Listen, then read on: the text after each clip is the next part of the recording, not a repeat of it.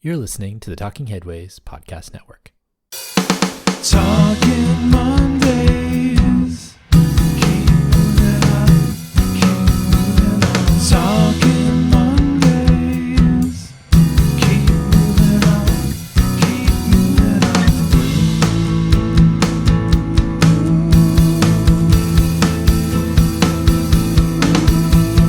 Talking Mondays. Keep moving on. Keep moving on. Happy Monday. This is Mondays at the Overhead Wire, sponsored by our super generous Patreon supporters. I'm Jeff Wood, your host, and joined by Han Solo. That's right. Every Wookiee's favorite right-hand man is here to save us. We're Han Solo this week, and we were Han Solo 2 weeks ago as well, but we had some great guests before that, so we're really happy folks were able to come in. I know that folks like when guests come on. I like when guests come on because it's actually a lot less work on my part to look and do some research and have a good conversation for a few articles. But at the same time, it also is a bit more work from a editing standpoint and some things like that. So we're going to have some more guests on soon. I'm hoping that maybe I'm thinking about maybe doing a Monday show at Impact.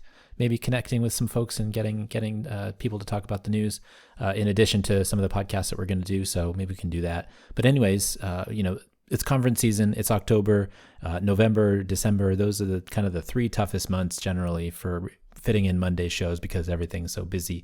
But we'll try to do it because there's so much news out there, which is really exciting. I do want to do a bit of housekeeping, as I usually do. We have a bunch of Talking Headways podcasts coming up. As you know, we have one every week. And this week we released one with Abby Thorne-Lyman, one of my best friends in the industry, about BART's TOD program. And we released that podcast with Impact about a month ago, and then now it's out on Talking Headways. So check that out if you get a chance. It's got some really great overviews of what they're doing and has some really great info on what BART does for TOD, how it balances affordable housing and value creation for service funding and things like that. So check it out if you get a chance. It's a really good, fun episode. We also released a couple of weeks ago the episode with Kerry Watkins at UC Davis and David Ederer at the CDC, and they talked about their safe systems pyramid. I really highly recommend folks go back and listen to it if you didn't get a chance because it's really, really great information. The paper is really good. If you get a chance to read the paper, I hope you do. But if you want to listen to just the podcast, that's fine too. But I think that you should read the paper if you get a chance. The cause of deaths and injuries on our roads is definitely kinetic energy, like what they're talking about. And we should be looking into everything into reducing that. It's not necessarily the collisions themselves or, the cause of the collisions aren't the collisions, those types of interesting kind of tidbits, but it's the kinetic energy. And so figuring out how to reduce that kinetic energy in all of these places makes a lot of sense. And structuring safety issues around that really makes a lot of sense. So I hope folks go and take that out. It really kind of exploded my brain a little bit thinking about it because I think they make a really good point and from a public health perspective, which is really cool. And then this week, we'll release our discussion with Chris Fabian of ResourceX about priority-based budgeting for cities and public agencies. It's really interesting to listen to him talk. Obviously, we don't talk as, we talk about some of the work that they've done in Pittsburgh on climate change budgeting and things like that, but also it can be applied to transportation policy. It can be applied to urban planning policy because I think, city budgets also can be, coordinated such that they can, focus on an area that is really important, whether that's housing, whether that's climate change, whether it's transportation. So, if your budget reflects what your goals are, then I think you have something there. And then, Chris's job is to actually help cities figure out how to reflect the goals in the budget, because that's really important. A lot of times there's a lot of lip service, specifically around things like Vision Zero, where people are like, okay, we're going to do this program and it's going to be really great. And then they don't really put any money towards it, or they don't make any changes related to it. But I think this podcast really talks about the kind of the nuts and bolts of that, which goes deeper into the discussion that we like to have on the show. So I hope folks check that out on Thursday when that comes out. We also recorded an episode with Des Fitzgerald about his book, The Living City, which is a super interesting, if somewhat contrarian look at the ideas of what greening cities means and how we might think about cities' impacts on things like mental health. I really had fun chatting with him. I caught him kind of at the end of the day in Ireland. And I promise he's not super grumpy, but it was fun to chat with him about that stuff and his views on it. And hopefully it's a fun conversation for everybody as well. I also just got John King's book in about the SF Ferry building in the mail. We're looking forward to setting up a time to chat with him, and has written a really interesting looking book about the ferry building and what that means for, cities around the country, actually. And so I'm looking forward to chatting with him about that. We might do something interesting related to that, but I don't have it totally sorted out yet. But we might have something fun to announce maybe in a couple of Mondays to talk about what we're going to do related to recording that show. So stay tuned. And then I have a few others as well that hopefully I'll be able to share coming up soon. I've got another stack of books on my shelf that have been sent to me that I'm looking forward to reading. We've got Ben Goldfarb on his book Crossings, which is the intersection of roads and natural processes. It's going to be really interesting to talk to him about that. I've got Susan Handy's book on my desk. I've also got Veronica Davis's book as well. So hopefully I'll get a chance to check that out and read it and get those folks on the line. And then also, as I mentioned last episode, we've been working on the Kingwood Greenbelt episode a little bit. I'm crossing my fingers that I can get it done by the end of the year, but it's a little bit more difficult because I've got a couple of interviews that I've done and I have to stitch things back together and tell a story a different way than just the interview style podcast. So I'm going to put that together hopefully by the end of the year. Maybe I'll find some time somewhere. Again, it's October, November, December. Everybody knows that those are the bonkers months of the year. So I'm going to try to figure it out and hopefully have that out, because I think it's going to be a really bomb episode. Looking forward to that, sharing that with you, especially from my perspective as a native Kingwoodian and somebody who grew up on the Greenbelt. So I'm really looking forward to that. So we're going to do some episodes of Impact in Phoenix as well. I'm looking forward to that. Unfortunately, they're not going to be live episodes. I'm just going to be recording them there, but I'll set up some episodes and then you all will get to listen to them later. So looking forward to that. So we got some really cool stuff coming up. Stay tuned as always. And, if you want to support the show, you can do so by ordering a Bus and Bike scarf. If you like if you like the episodes that we have, if you like the guests that we have and want to keep them coming, we can order our Bus and Bike scarves. You can, check stuff out through the bookshop site. You can order one of the Cars or Cholesterol shirts or merch. And that actually all helps us out. So thanks to everybody who's been ordering Bus and Bike scarves. We had a flurry of orders recently, which makes me think it's getting towards October and November and December when it's cooler. If you'd like to order one, go to theoverheadwire.com. And if you want more than 5, we'll give you a 10% discount. Email me at theoverheadwire.com, at theoverheadwire@gmail.com, I should say.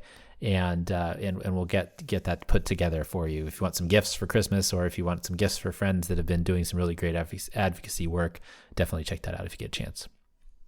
Also, the bookshop site, we have all the folks that we have on the show to talk about their books. We have their books on the bookshop site, so you can purchase it through bookshop.org. We always recommend that folks go to their local bookstores, but if the next best thing, it would be ordering it through the Overhead Wire book club on Bookshop. So bookshops.org/shop/the Overhead Wire, bookshop.org/shop/the Overhead Wire. Shush. There's lots of shush in there. And we've also designed a shirt or mug or sticker or poster for those who have been asking for some shirts. I collaborated with artist and listener Richard Wozensky on a new design entitled Cars or Cholesterol. We're selling them at TeePublic, and I'll put the link in the show notes as with everything. But you can, if you're listening right now and you want to go check it out, bit.ly/carsarecholesterol. Okay, this is episode 142. We're live and together and in session. Thank you all for being here. Thanks for listening. We really appreciate it. Before we get to the show, I want to let folks know that they can get this podcast and Talking Headways wherever you find your podcasts, including iHeartRadio, Spotify, Overcast, Pocket Cast, and of course, Apple Podcasts. Sorry again to the Stitcher listeners. I hope you all found us again on another podcatcher. But thanks to everybody who subscribes through podcatchers and comes back every week. It's great that you guys keep coming back to the show. We really do appreciate it. I don't do a ton of marketing and outreach and now that Elon has killed Twitter, it's harder and harder to do that there. That's funny. People ask me about the impact of Elon on folks like me and small businesses and things like that. It's been a really big impact, I must say. I have a fair amount of followers on Twitter, getting close to over 170,000. And one of the things that is frustrating is it used to be I post something and it would get to a large amount of people. And there was a lot of people on Twitter. And even before Elon bought it, things were kind of, they were kind of focusing their attention on pushing the algorithm to focus on things that were a little bit edgy or maybe flashy or things like that. Anything that got a lot of attention got pushed to people's feeds. And so my every time I posted, the number of people that caught on to it started dwindling. By now, maybe I used to post something and maybe get 5,000, looks at the tweet. And if it got retweeted and whatnot, it could get up to, a couple 100,000 if it got lucky. Some of those couple 100,000 ones now that I've ever posted are the ones where I'm kind of angry, and that sucks because I think that the stuff that we do, the things that we post are just informational, right? This is like this podcast. We try to inform people about what's going on around the country, around the world, and related to transportation, urban planning policy. But now, if you post something on there, and I still have a ton of followers, and I've gone to Mastodon and I love it there. There's lots of really cool things going on there too. But if you post it on Twitter, you might get 90 to 250 people connecting. That's with somebody with 170,000 followers. So I can't even imagine what it would be like for people who have maybe a couple thousand followers. Maybe you get like 5 people checking out your posts, and that's what Elon did basically. He took all the people away. He scared a bunch of people away. He also, all that engineering that goes on behind the scenes is really frustrating too. And I get that they want stuff to be super engaging, but also maybe some of the boring stuff is important too. Some of the boring information sharing could be important too. So anyways, that's my beef with Twitter and Elon at the moment. I think he's done a really disservice for a lot of small business people, for a lot of creators and artists and things that have built up a following over a long period of time only to have it slashed, and because they didn't want to be, they show off cool stuff, but they didn't want to be contrarian, or they didn't want to be super over the top. So I think the super over the top stuff gets a lot of attention. I think that the boring stuff that is just as important as some of those big world news stories gets kind of shoved to the side. So that's a bummer. Anyways, where are we? We're at the news. We should be talking about the news, not that guy. Here's the news, the stories that piqued our interest from the newsletter over the last few weeks. We've got a couple of them here. Got a bit of a shorter episode today than last time. I know last time we were catching up on some stuff, and we're going through this crazy conference season, so I want to keep up. But I do want to acknowledge before we get to the start of the news that there were a ton of housing bills that were signed by the governor of California a few days ago. There were actually 56 of them. I'm sure that if you go online, you can find a whole list. Even on the governor, I think, posted it himself. His people did anyways. He's not posting anything. He's not writing Muni either, which is a lot to cover. It's a lot of 56 bills is a lot to cover. And the California YIMBY's doing it. All the folks, who are talking about that stuff, there's a lot of folks covering that. So hopefully, I'm sure we'll get to some of that in the future, but I hope that, these housing bills that are passed start addressing the issues we have here in the state. And if they do, if they help, like SB 35 did, where it produced a ton of housing units, it can be used as a model for other states as well. So looking forward to seeing what happens from that. I just wanted folks to know that happened. Also, I wanted people to understand that I wasn't ignoring it because we're not talking about it in the main articles, but the articles are from the last 2 weeks. So, it is timely, but also there's some stuff that kind of slips through sometimes, because something that I'm not as not as interested in talking about because I'm not as versed in it. Housing policy is something I'm interested in, but something I'm not necessarily, as focused on, even though we cover all the urban issues, but there are people that are talking about it that are way, way smarter than me about it. So hopefully, and that goes for actually a lot of stuff. There's a lot of people that are way smarter than me talking about a lot of stuff, but hopefully we can bring together kind of this cluster of information that is helpful. In any event, let's start with when we design for autism, we design for everyone. Magda Mostafa, autism design consultant and architecture professor with the American University in Cairo, discusses how she sees design for autism and how she and her team put together the Autism Aspects Design Index that acts as a tool to support neurodivergent design. In the index, there are 7 architectural notions that can help not just children, but adults who are on the autism spectrum. This is by Jackson Stone and Magda Mostafa in Metropolis Magazine. Jackson's actually interviewing Magda in this article. Again, all these links will be in the show notes, so if you want to get a chance to check it out, you can click the link and go into the article and read what she said. But I think this is really important because there's a lot of her discussion in this is specifically not saying that we have to make places for one specific type of person or for one group or for not for another. It's actually all context sensitive, but you should be thinking about these things when you're doing design. And I think that's really important. It's kind of like the idea of universal design. And it's something that actually Tracy taught back when she was actually my professor at the University of Texas. universal design is something that, actually benefits everyone. It's like instead of a step in the front of your house, you have a ramp. And actually that ramp helps if you have a baby carrier, or if you're older and you use a walker, or if you, have a wheelchair. So there's a number of benefits that come from thinking about more users in the design. And I think that this specific idea of designing for autism has that in mind, especially what Magda is talking about. So hopefully, that comes through in the what she's discussing, because she's not trying to exclude anybody, but at the same time, she's trying to make it easier for people to live their lives and participate in society. Okay, pandemic changed the commute. New research from the University of Minnesota's Accessibility Observatory suggests that the pandemic restrictions reduced limits on access to jobs significantly by reducing peak traffic congestion. The typical worker in Atlanta, for example, could reach 82% of more jobs in 2021, and in Houston, 50% more. These changes in traffic behavior show how it is possible to increase the usefulness of the existing transportation system. University of Minnesota News. Yeah, if we just stopped building new capacity today, we could actually be okay, because the pandemic showed us that if we actually have ways to moderate the 9 to 5, the rush hour kind of transportation system, people can actually have more access to places, even if they have a car, if they have transit, if they have a bike.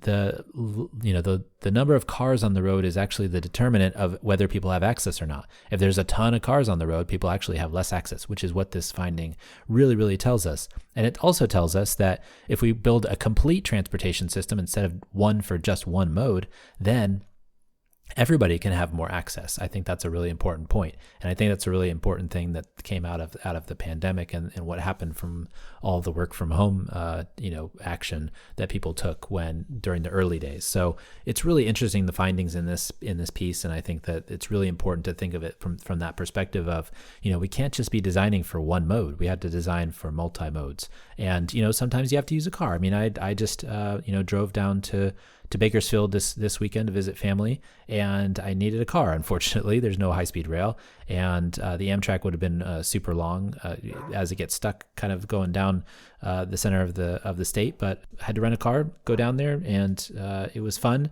It was a good time, but at the same time, it would have been nice to take the train, and that would have been one less car on the road and, more space for other people. So just kind of one of those things. I think this is really important to think about. Okay, starter cars going the way of starter homes. The price of the lowest cost car is now just around $20,000, but several years ago, there were several models people could purchase for under that amount. It's not rules and regulations, but car companies that are deciding that higher price models are more profitable and have stopped manufacturing their low cost options. The US's land use regime often requires people to own cars to get around, and now it's more expensive to do so. This is by Addison Del Mastro in Discourse. I think this is actually connected to the previous one as well, right? So, if we have this situation where all of these folks are required to buy cars because that's the way that land use is set up to get around, then when you take away the low cost cars, it makes it more expensive for people to get around, and it makes cost of living way more expensive. And so not only do we have this issue with housing where low cost options, the starter homes, are gone, but we have this, you also aren't able to get a car to get around when you need one in these places that aren't designed for multimodal transportation. So here in San Francisco, I don't need a car. It's not necessary for me to have one. We do all of our shopping at the grocery store by taking a wagon to the store. We we go to the doctor by getting on the 24 bus and going to the doctor that way. We take Muni to get places, or if I really need to, I can get a zip car, or like I did this weekend, like I said, I rented a car to go to Bakersfield, those types of things.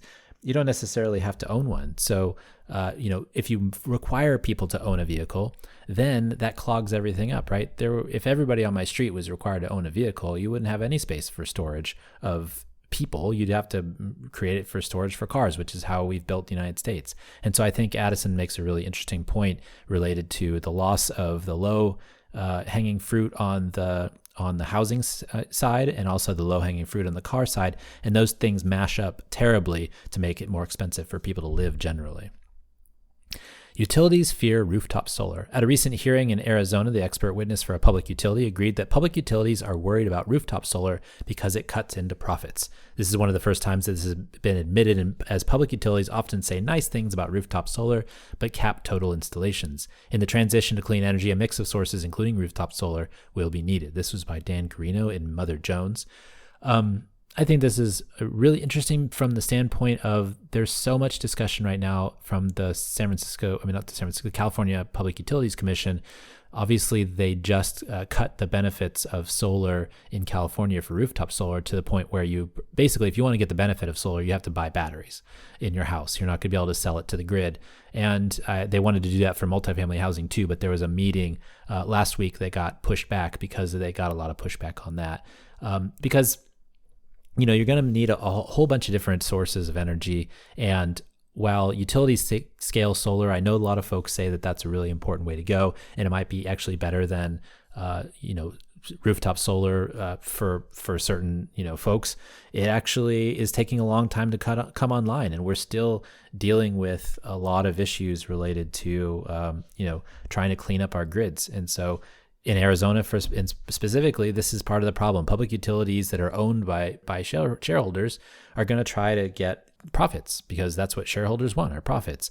And so if it's not a public utility that's a pure public utility owned by the people, they're just going to be trying to get the most profits out of the system. And slowly, I think that, renewable energy is going to become profitable. But in the meantime, if they're going to have to buy energy from rooftop solar folks, as the state requires, that's not going to cut into profits. So they have a cap on the amount of rooftop solar a state can have, or they have limits. Or like the CPUC, they reduce the rates that they're willing to pay for the rooftop solar energy that's created. So there's this kind of push and pull here that I think the energy companies are really going to, and the public utilities are really going to have to grapple with as we're trying to reach climate goals. But it makes it harder to when there's certain things that are limited or restricted if you can't do the other things that were meant to replace that fast enough, like the utility scale solar. So that's a troubling thing. It's tough to catch up to. But interesting enough, something that's related to, how we live and how we get around. Okay. Caltrans highway building exposed. Jeannie Ward-Waller, former deputy director of planning and modal programs at Caltrans, said she was demoted last month for speaking up about how the agency was allegedly using money earmarked for road maintenance to expand highways and splitting highway projects up into sections to avoid environmental reviews. She is considering how to move forward, but she has filed a whistleblower complaint as of September 15th, according to the LA Times article I read. This was by Deborah Kahn in Politico when it first broke. Where have we heard this one before, Texas? When we talked to Megan Kimball about this very subject, maybe a couple months ago. The LA Times article on the same subject, he really talked about the good old boy network dominating highways in California, and they are talking about how people had told Jeannie that she shouldn't be so emotional in these meetings, and in meetings where everybody was yelling over each other, men mostly, they would tell her these things after the meetings, and so very sexist.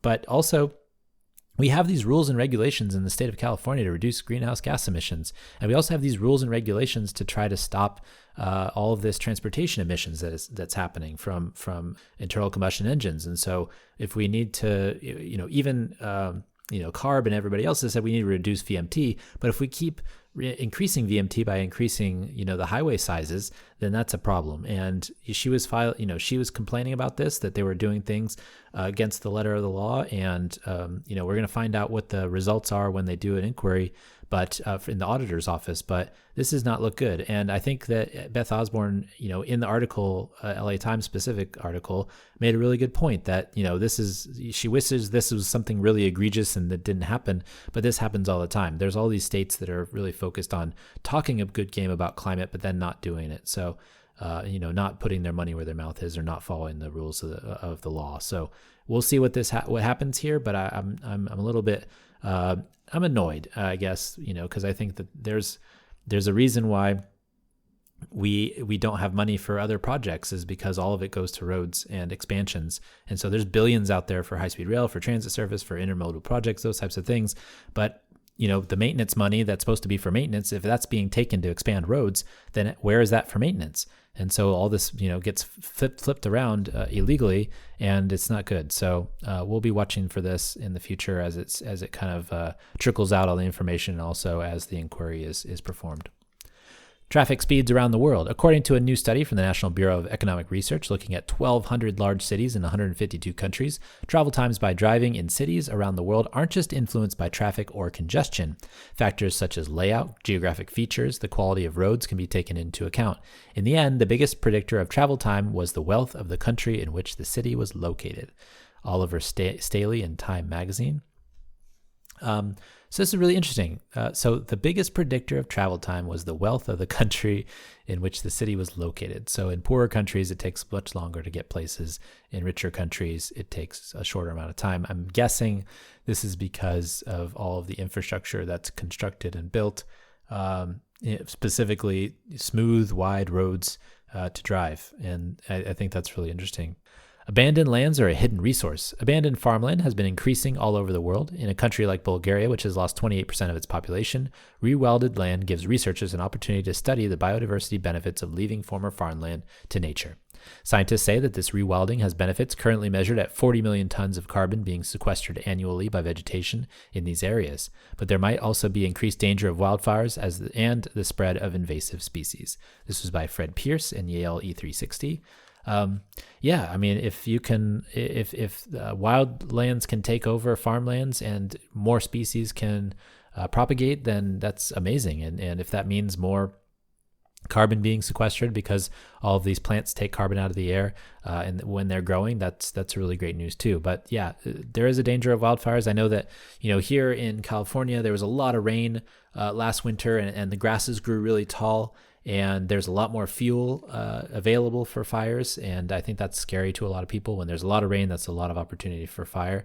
And so I think that might be the issue here too, is if there's, obviously the wildfires aren't necessarily going to spread easily on farmland, but they might where there's places that are overgrown with different types of species of plants, and maybe they were dried out because they're not actually getting water except for during the rainy season. So I can see where that might be an issue. Okay, so that was the news that was most popular from the Overhead Wire newsletter. Again, if you want a 2-week trial of our newsletter, check it out at theoverheadwire.com. You get a free 2-week trial. You don't have to give anything else but your email address. You can do the 2-week trial, and then once the 2 weeks is up, we'll send you a note that asks you to subscribe, or we could bump you down to the basic version and you can keep getting 4 articles a day instead of the usual 45. Again, we go through about 1,500 news items every single day, and we try to pull out the best ones, the most interesting ones for our readers. And that's how we actually get to this podcast, is because we go through the newsletter, we pull out the interesting ones, we pull out the ones that people are clicking on the most, and then we talk about them on the show. So keep us going, help us out, and check that out, the newsletter, if you don't already, because that's how we generate all this content. Okay, here's some bonus items for everybody. Detroit has been seeing a rise in flooding from extreme rain events, which climate change is making more frequent. But after the water recedes, a bigger health issue slowly gets worse with the growth of black mold. 84% of flooded homes surveyed in Detroit had mold in the basement, which can create lifelong asthma and health issues. This was in Grist. So all this flooding that happens, if you can't clean it out, all the black mold gets in there, and then that respiratory issues become even worse.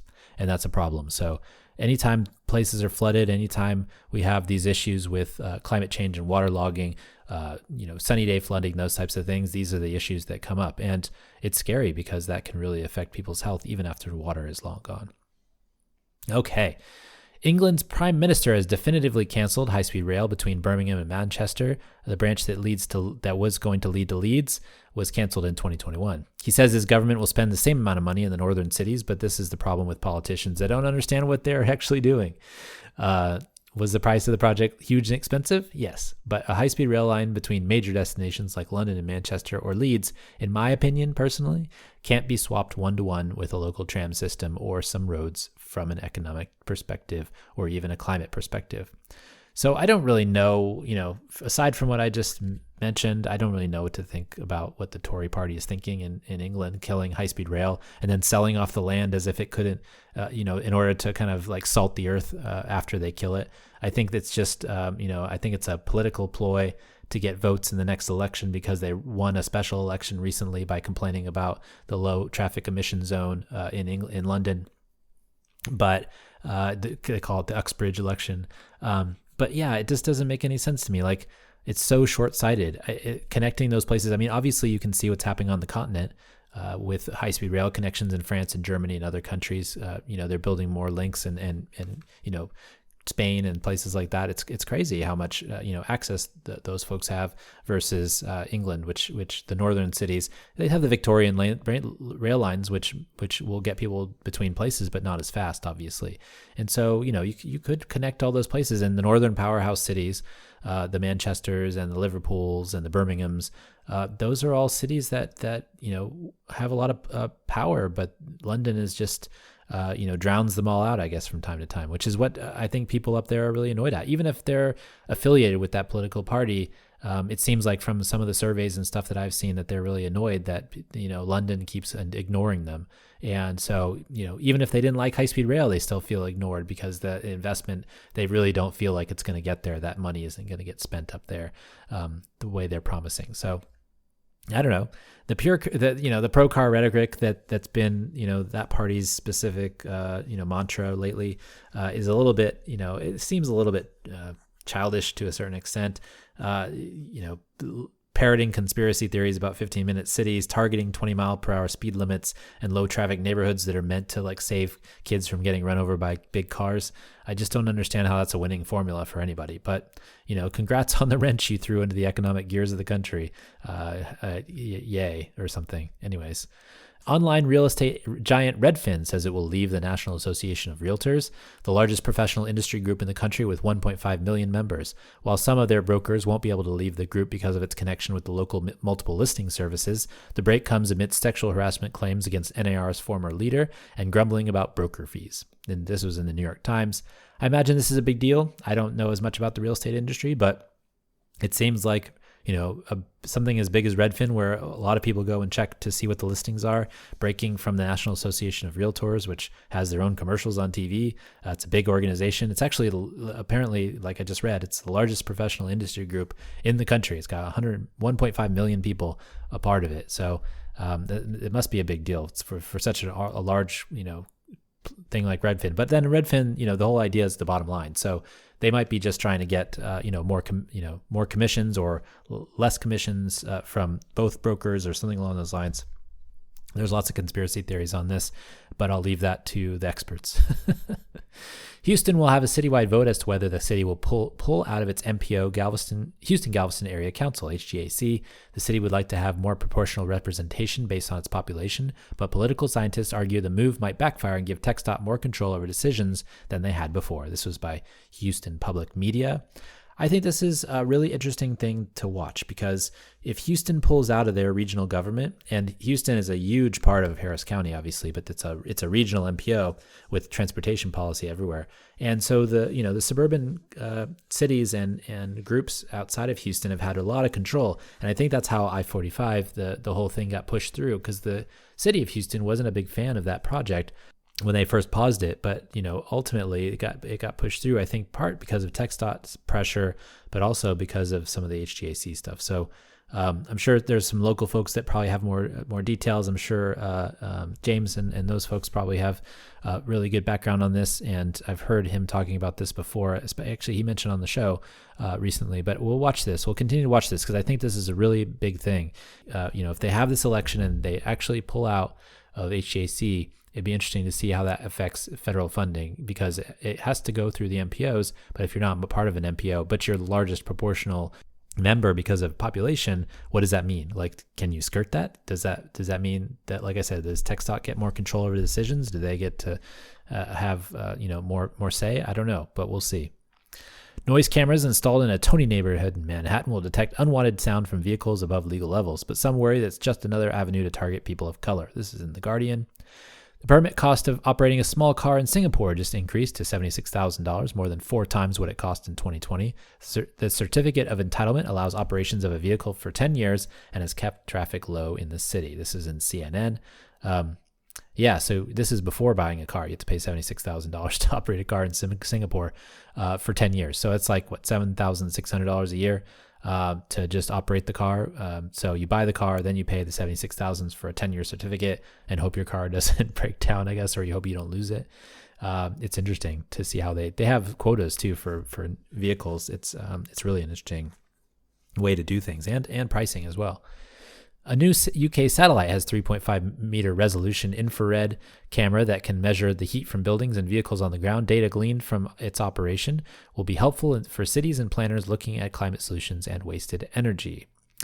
This weekend, a discussion popped up on Twitter after the release of the cost of increases of the BART subway expansion to San Jose at just 33,000 riders and $12 billion. There were lots of criticisms of the cost, project design, and then a back and forth about how transit advocates should respond.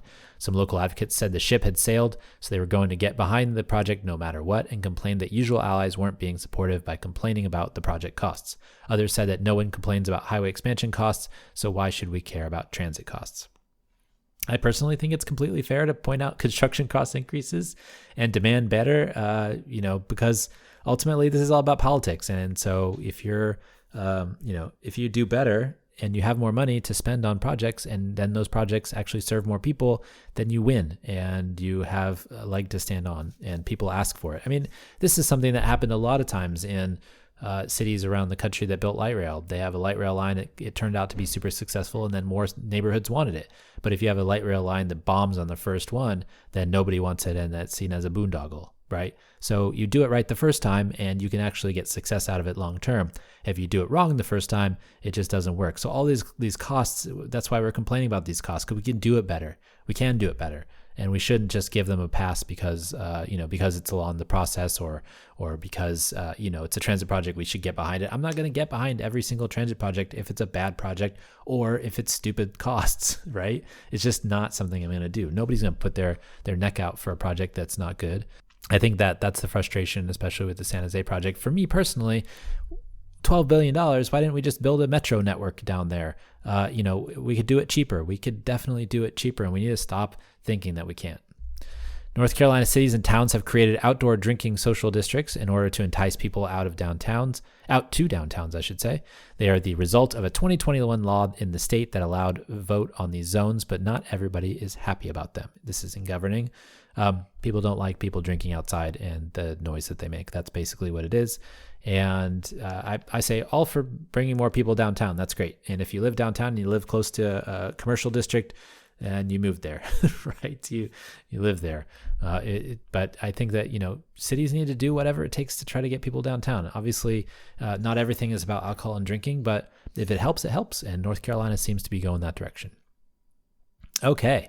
That's the end of the bonus for this week. This week and every week, I want to thank our generous Patreon supporters. You guys are awesome and keep the show going by listening and supporting each month. This show and Talking Headways really wouldn't be here without it, so thank you very much. And you can support the show by going to patreon.com/theoverheadwire. We've had people sign up each month during the pandemic over the last 3 years, so we're super appreciative of that. $2 a month will get you some stickers and a handwritten note. $10 a month will get you our bus-only scarf or a bike-only scarf, whichever one you want.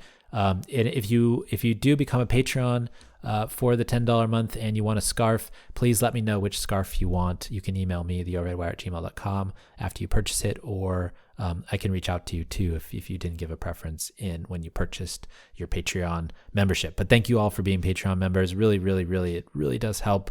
It's super great and I appreciate it. Also, I want to mention that we did produce an audiobook version of Raymond Unwin's 1909 classic Town Planning and Practice. If you want to get your hands on one, go to raymondunwin.com. Okay, and if you have a question or comment, please feel free to email me, theoverheadwire@gmail.com. Puppies and Butterflies. This is part of the show where we talk about something fun, interesting, or maybe it just didn't fit in the other sections. I just want to say SF City FC, my local soccer club. I am one of the owner supporters of this club. Basically, we don't have like an ownership group or anything like that, but the supporters pay an annual fee or a lifetime membership to own the club, and we have votes about who gets to be on the board of directors, as well as what happens to the team if somebody should want to have control over it. We actually do have control over it. It's kind of like a Green Bay Packers situation.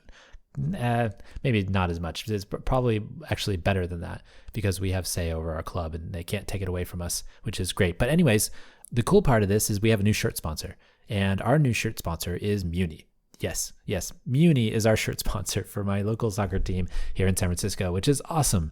And I'm super excited about that. The shirts just landed today. I think they already sold out. Unfortunately, I'm sure we'll be selling more. The club will be selling more. And got a lot of interest from that, and just really looking forward to having them on as a partner, because it's really great to have people interested in your shirts just because they say Muni, but also being able to kind of promote transit as a club, being able for Muni to help us kind of promote the game and the localness of it all. The club is really focused on being local and supporting local, and we're not trying to get a soccer stadium downtown or anything like that. We play at Kezar and at Boxer, existing stadiums, and just it's really cool. It's a summer league basically. It's a way for kids in the local colleges from Stanford and Cal and USF and places like that to have a team in the summer, and we play some cool tournaments, and we have great games, and we have good songs. One of our songs is Munibus, which is, I think, probably inspired this. It's sang to the tune of John Denver. Munibus, take me home to the place I belong. Kezar Stadium, San Francisco, Munibus, take me home, which is really great. And then we have, songs about fog and things like that. So also, if folks want to become members, that would be awesome. If you live in the Bay Area, even if you don't live in the Bay Area, there's people all over the country and the world that are actually members of SF City FC because you like our model. Do that, but also come to games. They're fun. We sit there like crazy people in the corner yelling, and I didn't get to go as many games this year because of time that I need to spend with family and stuff like that, but they're super fun. I've been a member for a really long time. Actually, I think I'm member number 8 on my membership card. So it's been a long time. It's been super fun, and I'm so happy that Muni is our sponsor, which is really connected to everything I love and like to do. So check it out if you get a chance. SF City FC. Okay. Well, you can find me on Twitter at The Overhead Wire or at theoverheadwire.com. You can find me on Mastodon too, The Overhead Wire at sfba.social. We post all of the top 3 items of the day before at Mastodon first, and then the next day at Twitter because Elon sucks. So thanks for joining us at Mondays at The Overhead Wire. Thanks to our generous patrons for supporting this week's podcast. Thanks to Muni for becoming a shirt sponsor for my favorite club, and we'll see you next time. Talk